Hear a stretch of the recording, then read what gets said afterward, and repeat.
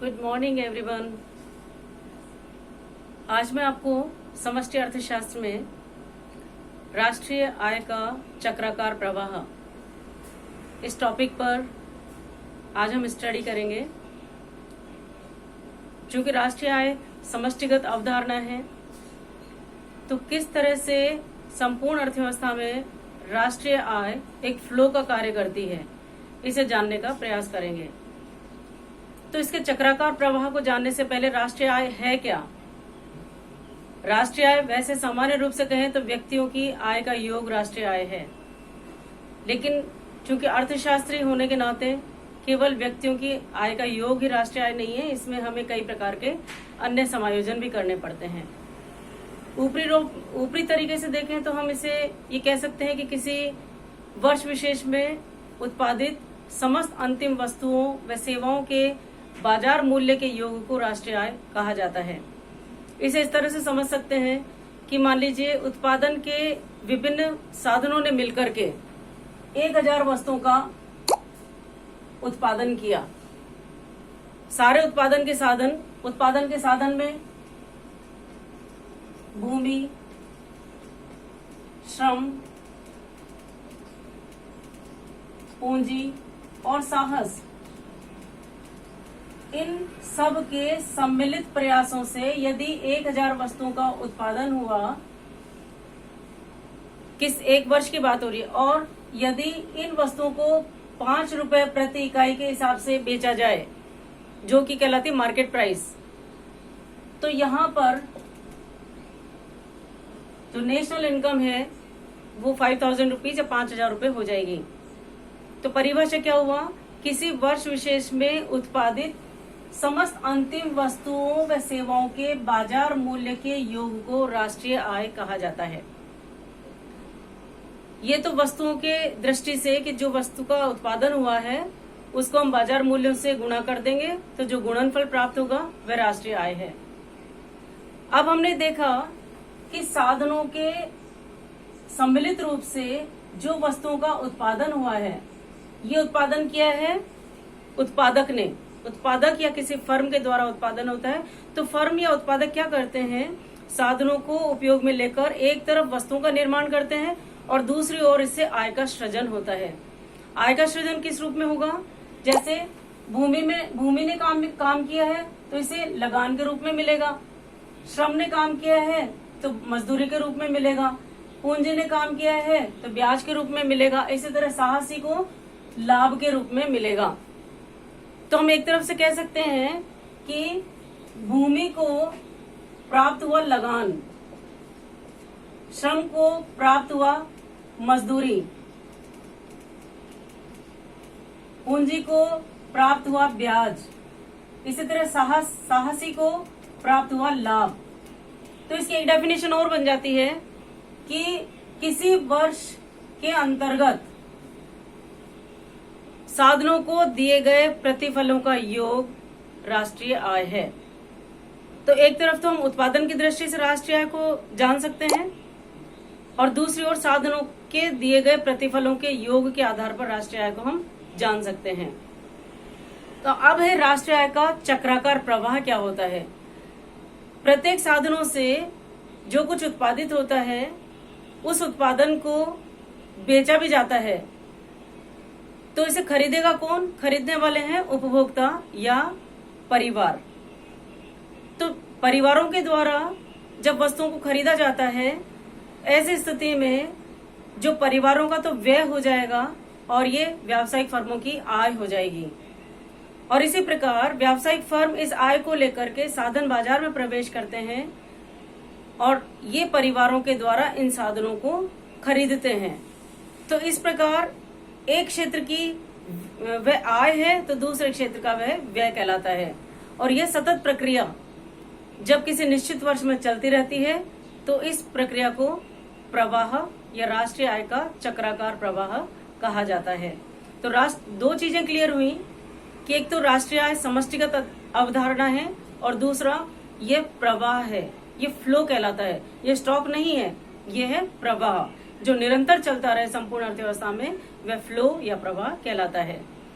आज हम करेंगे दो क्षेत्रीय अर्थव्यवस्था में। टू सेक्टर इकोनॉमी में राष्ट्रीय आय का चक्राकार प्रवाह। तो राष्ट्रीय आय को मोटे रूप में हमने जाना कि दिए गए साधनों के प्रतिफलों का योग राष्ट्रीय आय है। अब किसी अर्थव्यवस्था में दो क्षेत्र हैं। एक क्षेत्र है परिवार, जिसे हम घरेलू परिवार कह सकते हैं। घरेलू परिवार से मतलब है किसी देश की भौगोलिक सीमा में जितने भी परिवार हैं, उन परिवारों के द्वारा जो उपभोग किया जाता है या ये साधनों के स्वामी होते हैं, इस क्षेत्र को परिवार नाम दिया गया। इनको हम उपभोक्ता भी कह सकते हैं। तो ये एक सर्कल है परिवार का। दूसरा और है व्यावसायिक क्षेत्र। व्यावसायिक क्षेत्र या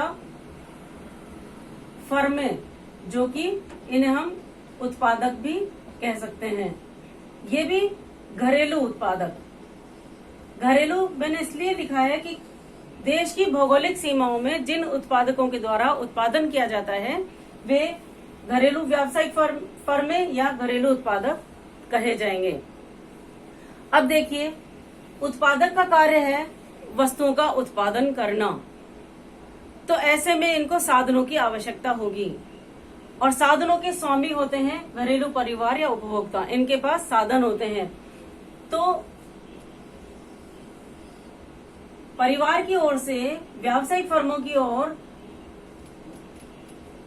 श्रम जाते हैं, भूमि, पूंजी और साहसी। आप देख रहे हो कि व्यावसायिक फर्मों को उत्पादन की जरूरत होगी और उत्पादन करने के लिए साधनों की आवश्यकता होगी। तो परिवार के द्वारा श्रम, भूमि, पूंजी, साहसी ये उत्पादक के पास आते हैं। फिर ये उत्पादन की क्रिया करते हैं। जब उत्पादन का कार्य संपन्न होता है तो यहाँ वस्तुओं के रूप में उत्पादन प्राप्त होता है। फिर इन वस्तुओं को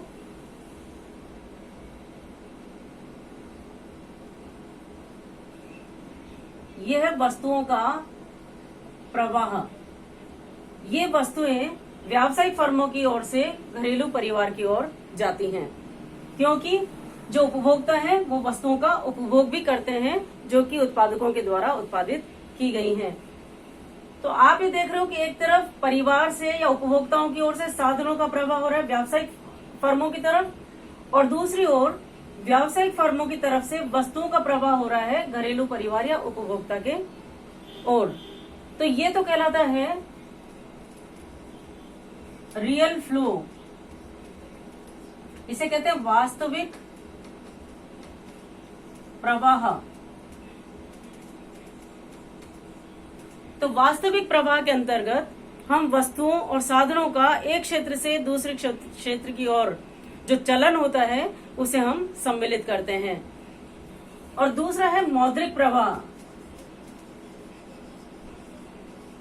मनी फ्लो या मौद्रिक प्रवाह।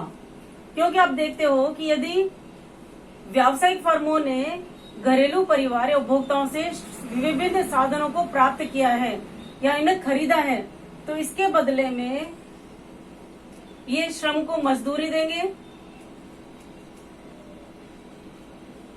भूमि को लगान देंगे, पूंजी को ब्याज देंगे और साहसी को लाभ देंगे। ऐसी स्थिति में व्यावसायिक फर्मों की ओर से जो मुद्रा का, ये सब मुद्रा में दिया जाएगा, तो ये मौद्रिक प्रवाह कहलाता है, जो कि उत्पादक या व्यावसायिक फर्मों की तरफ से घरेलू परिवार या उपभोक्ताओं के पास पहुंचा है। अब ये इनकी आय हो जाती है, परिवारों की आय हो जाती है। इस आय को लेकर के ये वस्तु बाजार, ये ऊपर वाला पार्ट है वस्तु बाजार, जहां वस्तुओं का क्रय और विक्रय किया जाता है, वस्तुओं को खरीदा और बेचा जाता है। खरीदा जाता है उपभोक्ताओं की तरफ से, बेचा जाता है व्यावसायिक फर्मों या उत्पादक की तरफ से। और नीचे है ये साधन बाजार। साधन बाजार से मतलब जहां साधनों का क्रय विक्रय होता हो। साधनों को खरीदते हैं व्यावसायिक फर्म या उत्पादक, साधनों को बेचने वाले होते हैं परिवार या उपभोक्ता। तो आप देख रहे हो यहाँ से जब वस्तुओं का प्रवाह इधर परिवार की ओर होगा तो परिवार या उपभोक्ता अपनी आय, जिसे हम कहते हैं मुद्रा रूपी वोट, से वस्तु बाजार में प्रवेश करते हैं और अपनी आवश्यकता की वस्तुओं पर व्यय ये परिवार की तरफ से किया जाएगा और फिर ये इनकी व्यावसायिक फर्मों की आय हो जाती है। फिर दोबारा जब इनकी ये आय हो गई तो ये साधन बाजार में प्रवेश करके उपभोक्ताओं से, परिवार से साधनों की मांग करते हैं, बदले में मौद्रिक भुगतान करते हैं, इनकी आय हो जाती है। फिर इस आय को लेके वस्तु बाजार में प्रवेश करते हैं, फिर फर्मों से जो उत्पादित वस्तुएं हैं उनको प्राप्त करके और वस्तुओं पर व्यय किया जाता है। तो आप देख रहे हो एक तरफ व्यवसायिक फर्म की आय है तो दूसरी तरफ इनका व्यय है। तो व्यावसायिक फर्मों की आय होती है जब परिवार की व्यय होती है, और इसी तरह से जब परिवार अपनी आय को प्राप्त करता है व्यावसायिक फर्मों के द्वारा, क्योंकि उन्होंने अपने साधनों को उत्पादकों को बेचा है। तो ये सतत प्रवाह, ये सतत जो है सर्कुलर या चक्र के रूप में पूरी अर्थव्यवस्था में चलता रहता है। अब इसमें चूंकि परिवार है, परिवार की आय है, इस आय को वो खर्च भी कर सकते हैं और बचा भी सकते हैं। लेकिन हम ये मानते हैं कि परिवार के पास जितनी भी आय थी उस सभी आय का वो उपभोग में व्यय करने में लगा देते हैं, अर्थात किसी तरह की कोई बचत नहीं होती। जब जितनी आय परिवार की है वह संपूर्ण खर्च कर देते हैं वस्तुओं को प्राप्त करने पर। इसी प्रकार से व्यावसायिक फर्म है, इनकी जितनी आय इनको प्राप्त होती है वो समस्त आय को खर्च कर देते हैं साधनों को प्राप्त करने पर। तो संपूर्ण जो आय का चक्राकार प्रवाह है निरंतर रूप से संपूर्ण अर्थव्यवस्था में चलता रहता है। तो आज आपने देखा दो क्षेत्रीय अर्थव्यवस्था। दो क्षेत्रीय कौन सी? एक तो घरेलू परिवार और घरेलू उत्पादक। मैंने घरेलू शब्द इसलिए लगाया है कि ये किसी देश की भौगोलिक सीमाओं के अंतर्गत किसी वर्ष विशेष में उत्पादित वस्तुओं और सेवाओं की मात्रा या वस्तुओं और साधनों के साधन प्रवाह और वस्तु प्रवाह तथा मुद्रा या मौद्रिक प्रवाह को व्यक्त करने वाला एक ये प्रवाह के रूप में, चक्राकार प्रवाह के रूप में प्रदर्शित किया गया ये रेखा चित्र है। तो आज हमने ये जाना कि किस तरह से राष्ट्रीय आय किसी देश की अर्थव्यवस्था में चक्राकार रूप से प्रवाहित होती रहती है। आज हमने दो क्षेत्रीय अर्थव्यवस्थाओं के बारे में जाना है। इसके अगले लेक्चर में हम 3 क्षेत्रीय अर्थव्यवस्था और 4 क्षेत्रीय अर्थव्यवस्था में आय के चक्राकार प्रवाह के बारे में जानने का प्रयास करेंगे। Thank you.